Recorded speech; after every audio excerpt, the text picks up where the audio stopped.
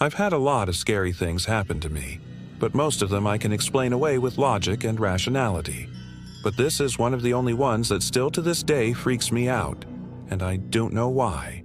So let me tell you what happened. It was a couple of years ago now, but it still freaks me out to this day when I tell people about it. It was around 3 a.m. on a Sunday.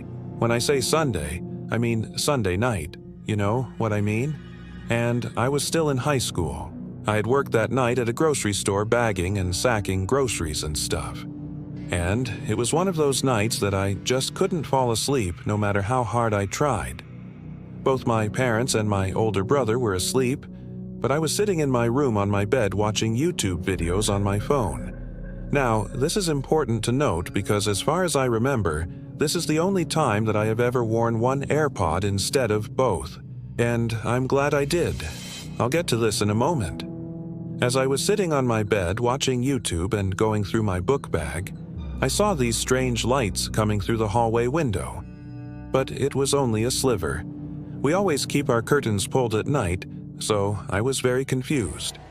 I figured it was a car passing by with its bright headlights, but it didn't go away after a minute or two. I was confused, but still wasn't alarmed yet because once again, it could have been a car stopped in the road having trouble or turning around in our driveway. But it's not like we live on a road where cars randomly break down or turn around.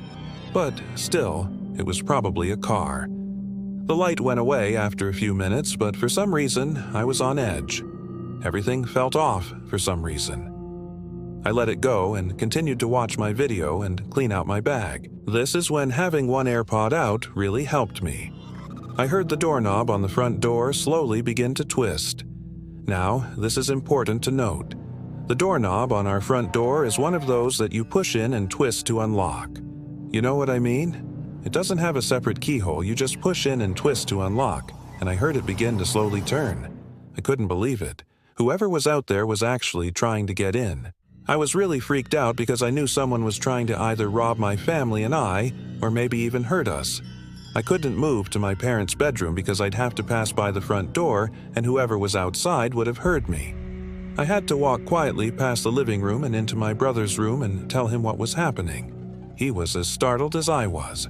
But he grabbed his baseball bat that he keeps next to his bed for safety because he gets freaked out too easily, and we sat in the hallway out of view from the windows facing the front door.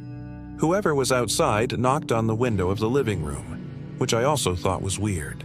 Someone trying to look in my window. Why knock on the glass? Wouldn't that make more noise than just knocking on the door? I was seriously debating calling the police, but then my parents would be confused and wonder what I was doing waking them up in the middle of the night. We agreed to stay quiet in the hallway and hope whoever was out there left. I was scared, but mostly confused. Why would someone be trying to sneak into our house in the middle of the night? Are they looking for someone specifically? And if so, why? We live in a nice neighborhood, and it's not like anyone has any valuables here that would be worth stealing.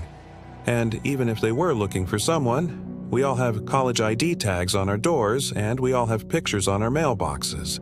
So it's not like they'd need to sneak around in the dark to figure out who lived here. As we were sitting there, my brother and I started to notice small pebbles being thrown at the window. They weren't big pebbles that would shatter the glass, but they were definitely making a noticeable tapping sound. My brother started to get annoyed and he said something along the lines of, "Well, if they're gonna try to break into our house and attack us, they might as well just come in the front door because they're gonna wake us up anyways." And he was right. Then suddenly, after about 5 minutes, I heard the distinct sound of a car door shutting. And then, a moment later, I heard the sound of a car starting up. I wasn't sure if I should be relieved or not.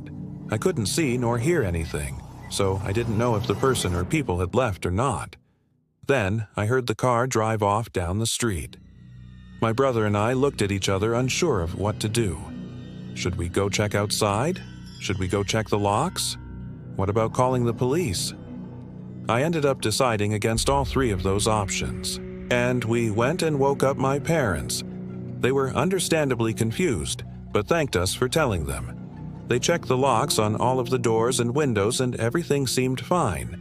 Nobody had entered the house and nothing appeared to be missing.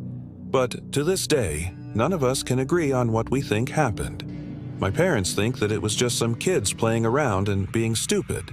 But why would kids be throwing pebbles at our windows and trying to open our front door? Kids throw pebbles at windows to break them, not to tap on them. And what kid do you know actually tries to unlock your front door to see if they can break in? My brother thinks that it was a crazy person or a stalker of some kind that just wanted to get into the house. Why would someone want to get into our house? We don't have any valuables. And besides, even if they were looking for money or jewelry or something, they would know that my parents keep all of their valuables in a locked safe in their closet. And as for me, I'm completely stumped. Was it a bear? Maybe a wild animal of some kind? Well, that's not likely considering that our house is in the middle of a housing development. There were no signs of forced entry, and nothing was taken. So whatever it was probably a person. But why would someone be trying to sneak into our house? And why would they be looking through our windows? Do they live across the street? Were they drunk? Did they think my parents had a bunch of money that they didn't? Did they think that my brother and I were home alone? I wish I had an answer. I wish I could put a name and a face to what it was that happened that night. But I can't. All I know is that there were 2 sets of footsteps outside of our house that night, and 2 sets of footprints in the grass next to our front sidewalk. But when my parents went out to check the next morning, the footprints were gone. It sounds silly, but this is the one situation where I wish I had recorded a paranormal event, just to prove to everyone what happened. If it was a crazy person, I'd like to know why they were stalking us.